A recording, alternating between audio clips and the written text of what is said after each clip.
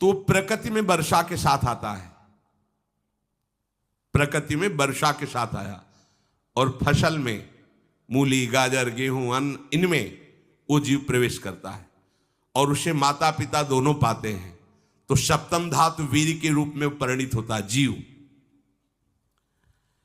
वो वीर कण के रूप में माता के उदर में जब प्रवेश करता है तो एक रात्रि में मां का और पिता का, दोनों का वो जो वीर मिलता है, उस रज और वीर के मिलने से एक कलल सा बनता है। 5 रात्रि व्यतीत होने के बाद एक बुदबुदा सा बनता है। 10 रात्रि व्यतीत होने के बाद एक बेर की सी आकृति होती है।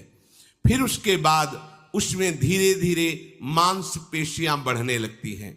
1 महीने में उसके सिर निकल आता है, 2 महीने में हाथ पांव अंगों का विभाग होता है, 3रे महीने में नख, रोम, अस्थि, चर्म, स्त्री पुरुष के चिन्ह प्रकट हो जाते हैं, 4 महीने में मांसादि 7 धातुएं प्रकट हो जाती है, 5वें महीने में चेतना जागृत हो जाती है। जैसे अपने चेतना, ऐसे 5वें महीने में गर्भस्थ शिशु की चेतना जागृत हो गई। जीव है पर चेतना 5 महीने बाद मां के गर्भ में जागृत। अब उसे भूख लगती है, प्यास लगती है, वहां की तापमयी जलन, पीड़ा, छोटे छोटे कीड़ों के द्वारा काटना, 6ठे मास में झिल्ली से लपटा हुआ मां की दाहिनी कोख में कीड़े की तरह तड़पता है।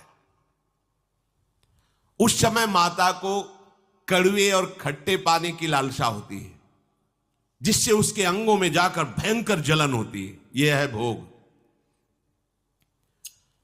वो कृमि कीड़े की तरह तड़पता है।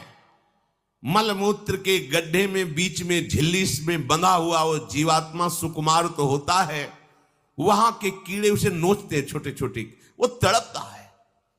माता प्रसन्न होती कि जब बच्चा हिलता है, बोले है उसकी दुर्गति हो रही, वहां भयंकर कष्ट पा रहा है। ऐसा क्लेश होता है कि क्षण क्षण में बेहोश होता रहता है।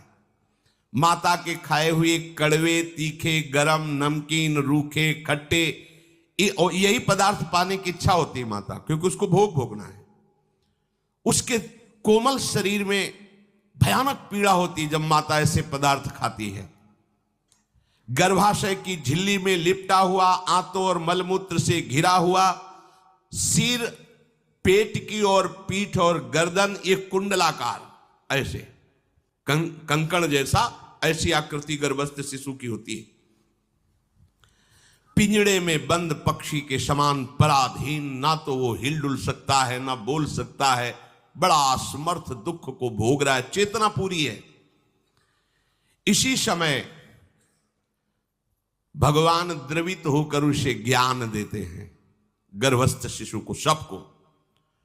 जे उसे ज्ञान होता है तो सैकड़ों जन्म के कुकर्मों से याद आते हैं, सैकड़ों जन्म के। ओहो, ये मेरे कर्म का ही फल, मैंने ऐसे कर्म किए इसलिए दुख भोग रहा हूं। बेचैन हो जाता है, कैसे निपट पाऊंगा, सैकड़ों जन्म के कर्म जमा है। अब महान अशांति उसके हृदय में, उस शरीर में भयंकर पीड़ा। कुंडलाकार शरीर है, हिल भी नहीं सकता है, बस कीड़े काटते, बड़ी तड़पन, बड़ी जलन, भूख प्यास की जलन। अब एक और भयानक जलन हुई, उसे स्मरण हो जाता है कई जन्मों के, सैकड़ों जन्मों के पाप कर्मों